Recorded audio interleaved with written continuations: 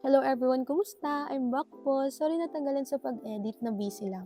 Anyway, for this vlog is I just want to share kung paano kami nagplan ng proposal. So first is gumawa ng separate GC para hindi malaman ni Angel. Sorry Angel. Then doon nag-list down ng mga initial plan hanggang sa nag-set na kami ng meeting here sa Dunkin Donut. Then ang mga kasama ko pala ay sila Rona, Greg, Richard, Tin, and Raisa. Si Richard pala yung mag-propose kay Angel, and as you can see, nire-reveal niya na dito yung ring. At ako ito ay kumakain habang nag-uusap kami kasi gutom na ako dyan bumaante. After ma-finalize ang plan, dumiretso kami dito sa Rolling Stone along QC. Then dito is nag-chill lang kami while nagkwentuhan ng mga ganap-ganap sa buhay. And I will say is na-miss ko itong mga cutie kong Frenny. By the way, itong mga kasama ko is friend ko pa since senior high. After mag-Rolling Stone, pumunta kami here sa McDo para mag-breakfast. Ante, nag-order pa lang kami pero ang iingay na namin. Hanggang sa kumakain na ang iingay pa rin namin. I guess ganito namin na-miss ang banding ng magkakaibigan. At wag ka, libre yan ni Tin. Aba, kaskas lang. Thanks Tin, you're the best. Then fast forward, October 11, ito na yung araw na magpropose si Richard. As of now, nagbubook kami ng Grab papunta sa staycation namin along Malabon. Then itong flowers, gawa ko yan for Angel since siya ang first friend namin na may engage na later. Putik, ba't parang ako yung kinakabahan? Iniisip ko lang kasi na sana magustuhan ni Angel yung ginawa ng lahat for her. So ayun na nga, nandito na kami at nag-start na rin mag-ayos. Ginawan namin ng paraan nila Rai at iba pa kung paano magiging setup since hindi na maurong ang mga bed.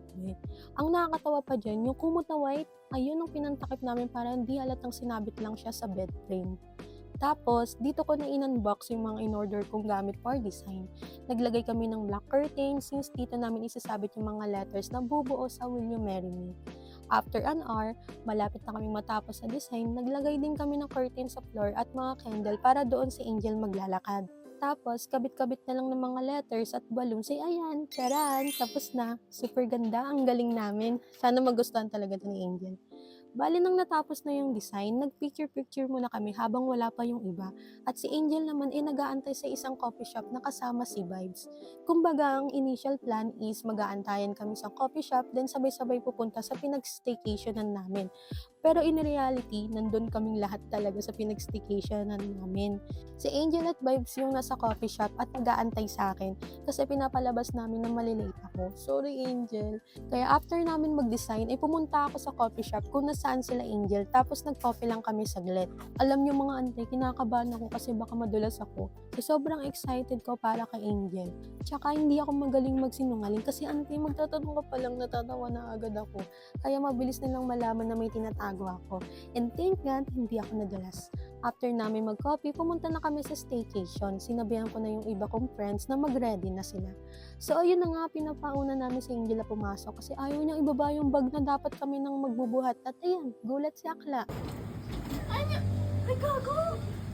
Ginagawa natin ang Pinalo nga, kasi pinalo. Hiniga. Sabi naman. Lagi minama, tagal ko ito pinaplano eh. Buti yan dyan mga kaibigan na lagi nakasupport sa atin. Of course, ko rin maging halo. Love. Hindi na rin.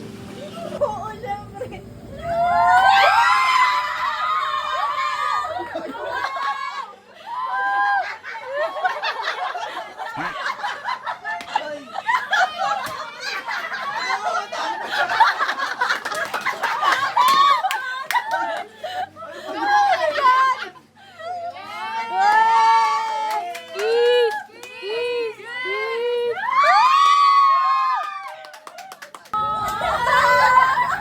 Kala mo, hindi kayo makukompleto? Ha? Kahit lang mo po tayo pinigyan ng bansa.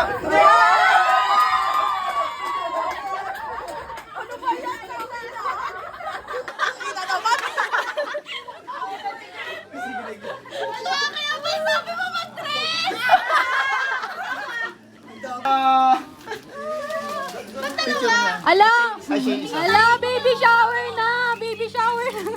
Baby shower! Bawal. Ay, bawal pa? Ay, sorry po. Ay, Tita! Papicture nyo na, screenshot nyo na lang. 1, 2, 3. 1, 2, 3, 1, 2, 3, mine, blue. 1, 2, 3.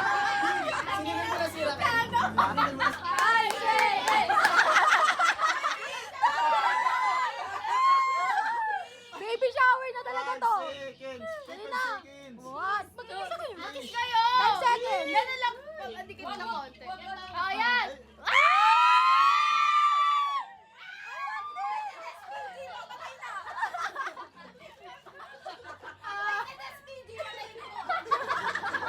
Ito mga bata na. Uy, yung cellphone niya lang wala.